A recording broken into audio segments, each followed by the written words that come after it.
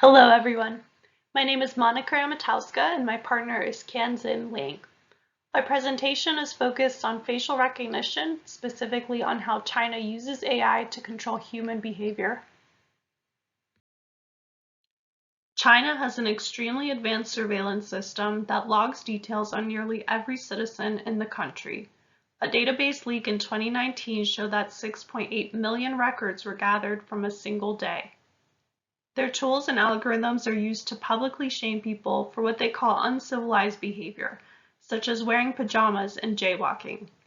They will put the offender's name and photo on a billboard and privately text them a fine. This type of behavior instills fear in people to behave a certain way. The technology is used for even more sinister reasons. The government is beginning to convert the data collected from citizens, including surveillance footage, into social credit scores, which can be used to penalize those who criticize the Communist Party.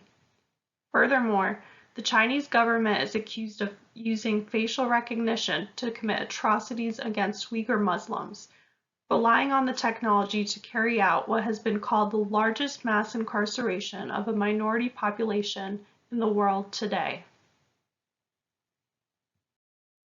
The misuse of facial recognition technology was enforced to deliberately instill fear in the Chinese people and promote behavioral engineering. China is pioneering a vast national surveillance system based on facial recognition, which will be used to monitor its 1.4 billion citizens in unprecedented ways. What's worrisome about this is that as the AI technology develops, so does the capacity for it to be used. As an example, in Xinjiang province, the Chinese government is wary of the separatist threat posed by the Muslim Uyghur population. With facial recognition systems, the Chinese government is cracking down on Uyghurs and other Muslim minorities in the territory. China's vast network of surveillance tools cannot be reversed. China wants to build on the technology to create a system of social control where citizens are patrolled by precog algorithms that identify potential dissenters in real time. Furthermore, the lasting implications of this technology will likely never be undone. The world has had a firm reaction to the internment of Uyghur Muslims, with US officials calling it a crime against humanity. The use of AI in the process has pushed China forward in its persecution of the minority group. The Communist Party, however, does not see this technology as a danger to its rule, but an opportunity to perfect it. How can we prevent this from happening again? First, we have the option of banning the use of facial recognition technology entirely. As an example, San Francisco authorities banned the use of facial recognition software by local agencies.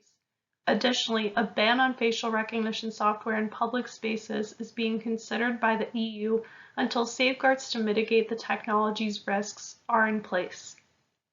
An alternative solution is to regulate the use of facial recognition technology. The Commercial Facial Recognition Privacy Act of 2019 was introduced in the US Senate, aiming to prohibit commercial users from collecting and resharing data for identifying and tracking consumers without their consent. Unfortunately, this bill failed to pass, but a successful representation of regulation in this space is GDPR, which imposes restrictions on using biometric data for the purpose of uniquely identifying natural persons. The exemptions the GDPR provides are limited and very restrictive. While there are some perceived upsides to surveillance, such as identifying criminals, recording criminal activity, and promoting safety, there's also a big opportunity for misuse. China's quest for total surveillance is already pressing the boundaries for the social costs of facial recognition technology. Thank you so much for watching this presentation.